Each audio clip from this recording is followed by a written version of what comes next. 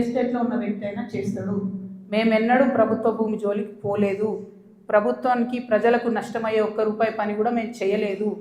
మీరు అనవసరంగా లేనిపోయిన అలిగేషన్స్ నా మీద వేసి ఈమె ఏదో జనం బాట పేరుతో జనంలో పోతుంది, ఈమె డిస్టర్బ్ చేద్దాం, మైండ్ ఖరాబ్ చేద్దాం అనే ఆలోచనలు పెట్టుకుంటే మాత్రం నేను చూస్తూ ఊరుకోను. ఇవాళ జవాబు ఎందుకు ఇస్తున్నా అంటే నేను మీలాగా వెన్ను చూపించి పారిపోయే వ్యక్తిని కాదు. నా మీద వచ్చిన అలిగేషన్కి అవుట్ రైట్గా సమాధానం చెప్పే వ్యక్తిని. నా జాగృతి కార్యకర్తలందరికీ కూడా, తెలంగాణ ప్రజలందరికీ కూడా నేను క్లారిటీగా చెప్తున్నాను. 10 ఏళ్ళ బీఆర్ఎస్ పాలనలో నాకు ఏ దాంతో కూడా సంబంధం లేదు. నన్ను నిజామాబాద్ వరకు పరిమితం చేసిండ్రు. 5 ఏళ్ళే నేను యాక్చువల్గా ఉన్నది పవర్లో. ఆ 5 ఏళ్ళు ఎంపీగా ఉన్నప్పుడు ఢిల్లీ, నిజామాబాద్, హైదరాబాద్. నా మొత్తం ట్విట్టర్ చూసుకోండి, నా క్యాలెండర్ చూసుకోండి. ఇప్పుడు ఎట్లయితే జనం బాట పేరు పెట్టుకొని ప్రతిరోజు తిరుగుతున్నానో అప్పుడు కూడా నేను మన ఊరు మన ఎంపీ పేరుతోని నిరంతరం ప్రజల మధ్యలో ఉన్నా.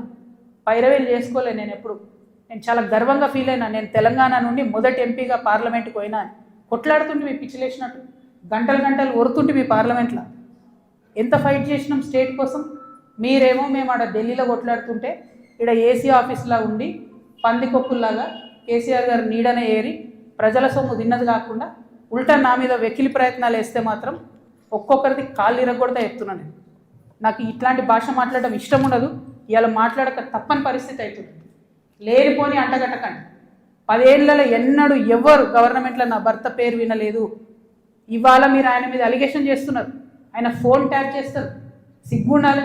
ఇంటర్లో ఫోన్ ట్యాప్ చేస్తారు. ఇటువంటి వెధవ ప్రచారాలు చేస్తారు. ఇంకా కళ్ళు చల్లబడతలేవా మీకు? పార్టీలకి నిలగొట్టరు కదరా బయటికి. ఇంకేంది? నేను ఊరుకునేదాన్ని కాదు బిడ్డ, చెప్తున్నా. ఇప్పుడే మొదలుపెట్టినా. మీరు సెయింట్ గోబెన్ సంగతి చెప్పండి. వాసవికి ఇచ్చినటువంటి 100 భూములు ఉన్నాయి. ఇవాళ గవర్నమెంట్ని, కాంగ్రెస్ గవర్నమెంట్ అంటున్నారు కదా మీరు, హిల్ట్ పాలసీ పెట్టి ధారాదత్తం చేస్తున్నారని. దానికి కిటికీలు తెచ్చింది ఎవరు? దానికి బీజం వేసింది ఎవరు?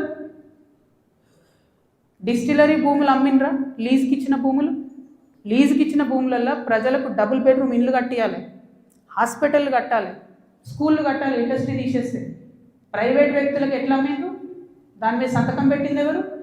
కేటీఆర్ గారు కాదా? చాలా కంపెనీలు ఉన్నాయి. మీరు కూడా సెలెక్టివ్గా లీజుకి ఇచ్చారు కదా. మీరు కిటికీలు తెరిచిర్రు, ఈ గవర్నమెంట్ దర్వాజాలు తెరిచిర్రు దోసుకొని తినండి అని చెప్పి. జనానికి మాత్రం ఏం చేయకండి. హాస్పిటల్ కట్టకండి, స్కూళ్ళు కట్టకండి. ఎవడన్నా నా సొంతోడు అడిగితే మా మీద ఉల్టా అలిగేషన్ ఇవ్వండి. అల్టిమేట్గా ప్రజా జీవితంలో ఉన్నటువంటి వ్యక్తులుగా, ఒక ఆడబిడ్డగా, తెలంగాణ ప్రజల మంచి కోరుకునేటటువంటి వ్యక్తిగా నేను మీ అందరినీ కూడా రిక్వెస్ట్ చేసి చెప్తా ఉన్నాను.